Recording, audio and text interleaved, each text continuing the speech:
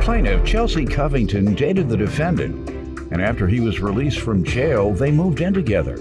Chelsea claims that's when she discovered the defendant was an alcoholic who verbally and physically abused her, and she's suing him for a collection notice. Defendant Richard Pettis insists Chelsea is the one who abused him, and he still has a scar on his head from when she threw a remote at him. All rise. This court is now in session. The Honorable Judge Greg Mathis presiding.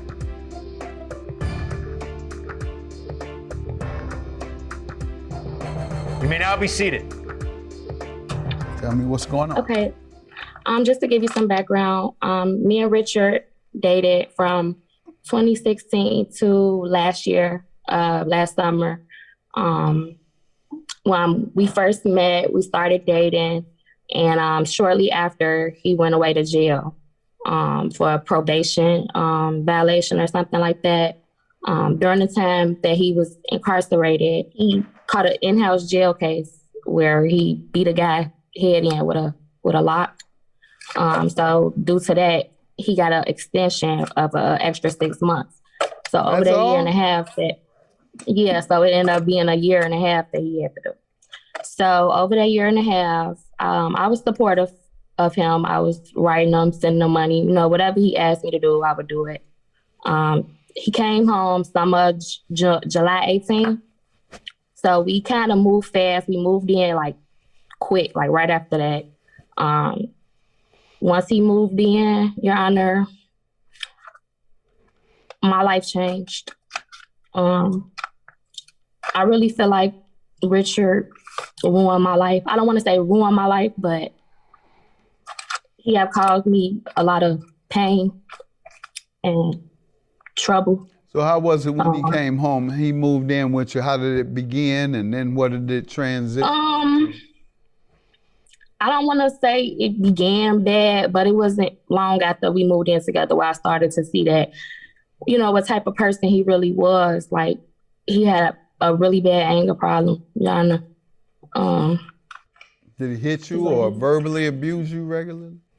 Yeah, all of that. He have a drinking problem. So it's like he a violent drunk, an angry drunk. When he started drinking, he just, what I consider, he'll bully me. Like, just find anything to get into it with me about so we can, fall out. Or I ain't got no drinking problem either, sir. I don't have no drinking problem. Okay. Go ahead. Yeah, I know he drink every day. Okay. And this is the truth. Did you contact the police anytime, or you didn't want to see him get locked back up or something? It's been times I've acted like I called the police or, but I never followed through with anything. Would he leave? For example, would he leave or stop?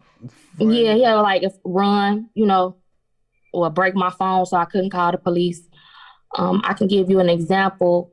One time he picked me up from work in my car, and he was drunk that day. He was drinking, and he picked me up, and I told him that I wanted my car. I wanted to go outside. And he had an issue with that. So on our way home, he purposely was ramming my wheels and my tires into the curb on the way home.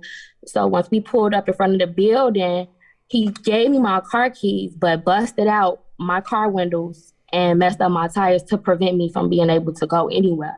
And when I was trying to call the police, he snatched my phone then and threw it and broke it so I couldn't call the police. How about the next day?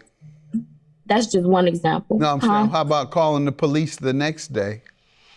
I actually called the police that same night, but he had ran and got out of Dodge. So by the time they came, it was really nothing that they could do. No, that's not how that goes. They try and find them. That's not how that goes. Just because you get away after committing felonies, particularly against a woman, they don't give up on the case. And most times, unless you have a bad police precinct that you live in, and they don't follow up. Sometimes that's the case. But just because a person is not there when you call them, that's typically the case. The criminal don't wait around.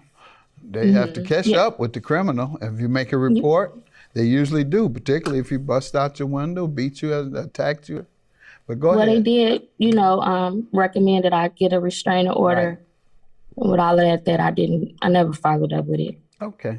Sir, she says you were physically abusive toward her as well as obviously mentally abusive. What do you say to that? We done had disagreements and got into it and stuff, man. She done physically abused me too. I got a gash in the top of my head from her hitting me in the head. What happened? With something. Explain that incident to me. What happened? We was in the crib chilling and just chilling. Then something happened. We got into it or something because she acting like she an angel when she really be cheating and doing all type of slick stuff. You're right. You know, Hold on, let him finish. Let him finish. Okay. Or let him not be able to finish. Go ahead. So, you know, I think so far he can't remember anything. Go ahead. So we got into it and all of a sudden, you know, I was yelling and stuff and getting aggressive with it and stuff in her face and stuff. I'm not gonna lie about that part. Yeah, I did that, you know, but I ain't touch it at the time, you feel me? I was just yelling and getting aggressive with it and stuff. And then all of a sudden, we going back and forth. I went and sat down. This lady threw the controller and it hit me on top of my head. I got a gash.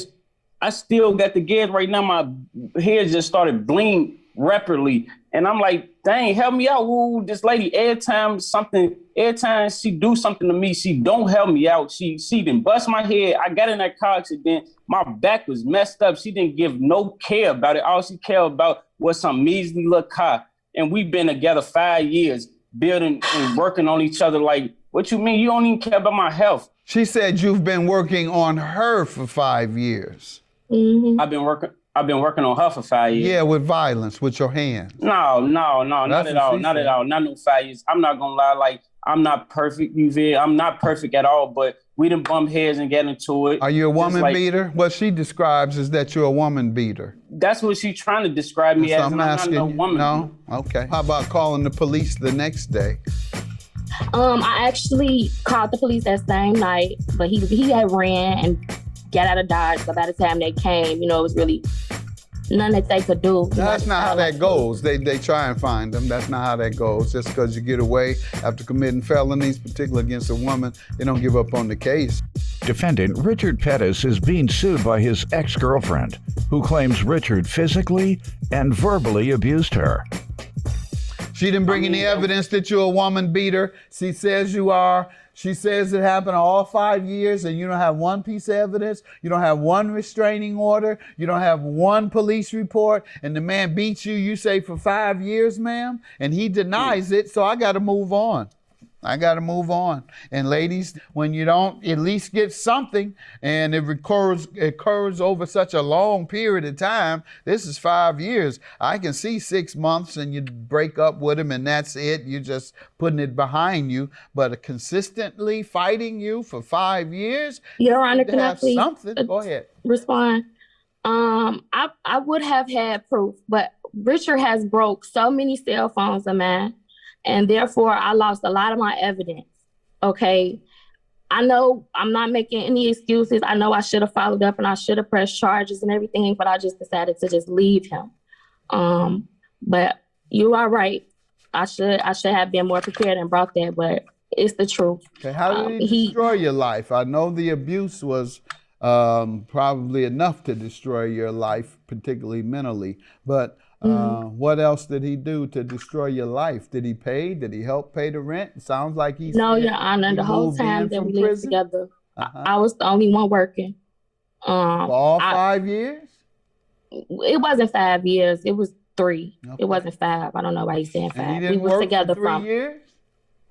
No, he would get like little temporary jobs, but I would never see any of his money. I don't know what he would do with his money. And when you'd ask to help out, what would he say?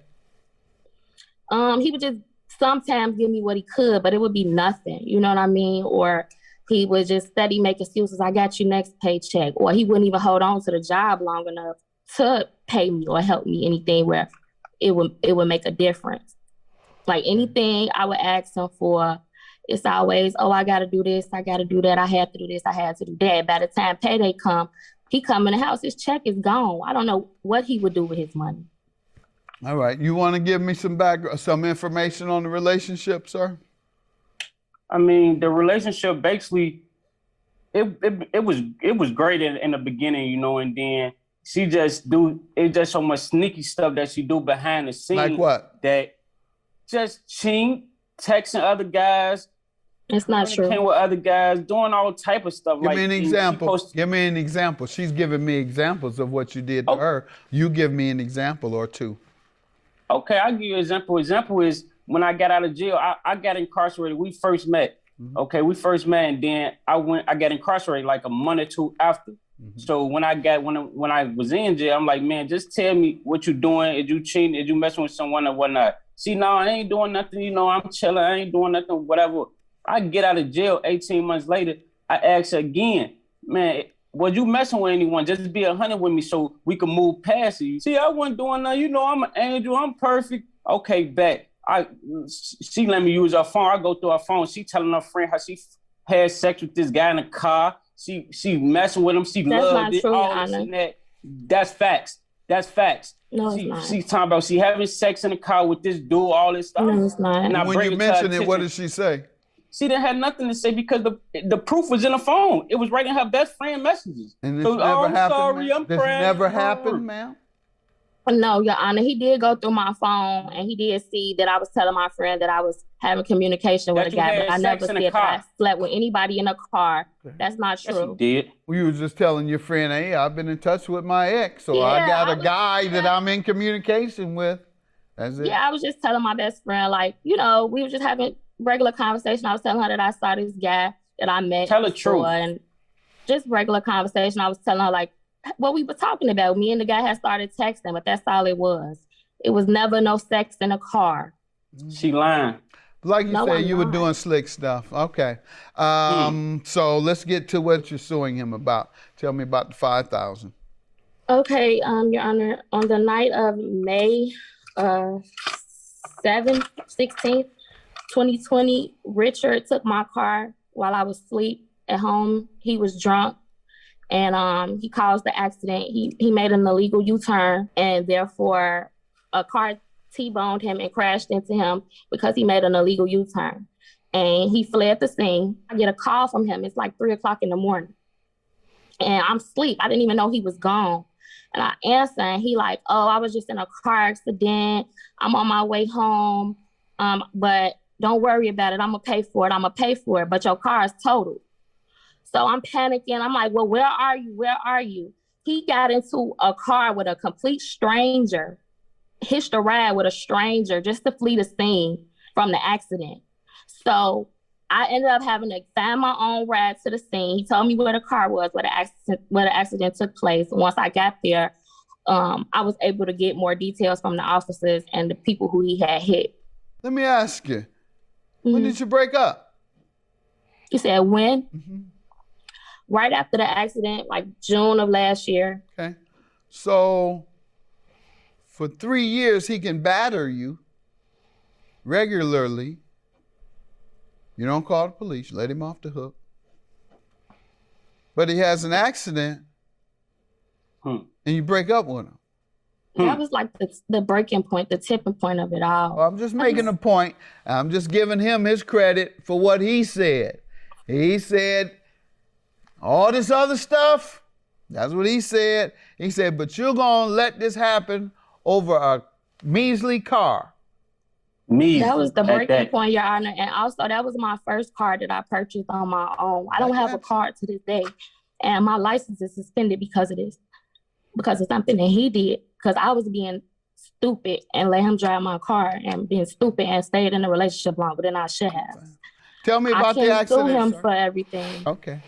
The accident was basically, you know, she purchased the car and we were sharing it, you know, and I was doing what I was doing with it and I was driving around and I was sipping. I was a little intoxicated and then I turned the wrong way and I got hit, you know, and I got hit in the car. And when I turned the wrong way, I mean, my back was messed up, but I got up out of there. I'm not going to sit here and lie like I left because I knew I was intoxicated. So I wasn't trying to get no DUI or nothing. So I got up out of there. You know, I left. And I got in the ride and I got up out of there. And I told her, like, man, I'm going to pay you back the money, you know, just give me time, you know, because I've been going through a lot of trials and tribulations, you know. It ain't nothing to, it ain't no clutch, but I just been going through stuff, you know. So I told her I was going to pay her back the money and stuff for the car. And, you know, in portions, you feel me, because I ain't had the money to pay her in full. and she just went handed. You know, I tried to do my best to pay her, and she just didn't really, you know, it's just so much sneaky stuff that she do behind the scenes. Like what? That just she ain't texting other guys. It's not true. With other guys, doing all type of stuff. Give me an example. Give me an example. Defendant Richard Pettis is being sued by his ex-girlfriend, who claims Richard physically and verbally abused her. You working, or when is the last time you've been employed? Around that time, I done had multiple jobs. You know, but you know. What's happening to the jobs? Are they all temporaries? Yeah, they was all temporarily. I ain't had nothing solid. You know, I just got out of jail and I was just going through stuff. When were you released again? Was that July? 2018, July, I believe. Have you enhanced your skill level since then? No, not really. Why? I mean, I got work now. I work now. You know, but I work. It's transit. You keep jumping job to job. You need a permanent skill. I've been doing some work with my auntie. She own buildings and stuff. So I just been. Yeah, that doesn't sound like a long-term stable job with livable wages. Sound like you're gonna keep owing people. There's some jobs that are available that doesn't require anything beyond a high school diploma these days, in particular truck driving. I don't know what you think of it. I got nephews, I got others I've directed into that field, and they're making 60, 70, 80 grand a year. And there's a big demand, and it's going to continue to expand, particularly because of people ordering their items over the internet for delivery. So that's one of the fastest growing. There's a lot of jobs that don't require college. They'll teach you on the job. I got something I'm working on right now that's been helping me, that's been paying me good right now. So, you know, I'm getting back on my feet. I went through, you know. No, I don't want to hear nothing about those trials and tribulations. Hey, look. Sir, be quiet. You done did a bid. How you going to, what's worse than that? Staying locked up in the joint, huh? I just got shot in the back of my head, man. So I was down for 3 months. I got shot in the back of my head and in my elbow. Which one would you choose? The injury that you've overcome, or the year and a half that you served? You talking about getting shot or going to jail? Yeah, you overcame them. Yeah, I overcame. You didn't die? Are you permanently injured? My hand a little messed up, but I overcame. Man, get out the street if you don't. If you worried about getting shot. Nah. Keep it real. A year and a half. That's chump time. Man, have a good day. 5,000 is your judgment. He's working now. Get her money. Take care of your business. I'm glad you at least admitted to most of what you've been accused of. And please don't put your hands on the woman, and don't mentally abuse women. All right? That's what I ask from you. Have a good day. I just want to say thank you. It's a pleasure. Look to at her meet now. you. Look at her now, Judge Mathis. Stop hating. What's that? I said it's a pleasure meeting you, Judge Mathis. Thank you. Thank you. It was nice meeting you too, Judge Mathis. Have a good day. That was great. I love you forever, Chelsea. I don't want nothing to do with you. I wish you well, Ricky. Okay? That's all I want to say.